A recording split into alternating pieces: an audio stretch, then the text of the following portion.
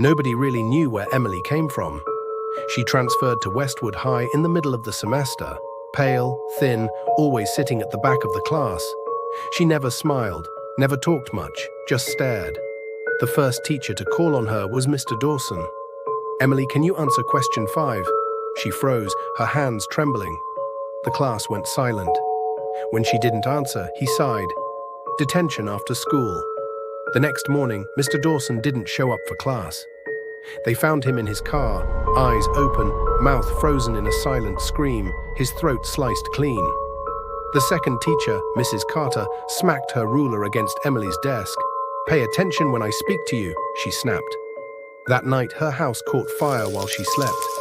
The firefighters found her body burnt beyond recognition. No sign of how the fire started. By now, students whispered in fear. Teachers who embarrassed Emily didn't live to see another day. But nobody said a word. Then came Mr. Reynolds, the new history teacher. He didn't know the rumors. He called on Emily in class.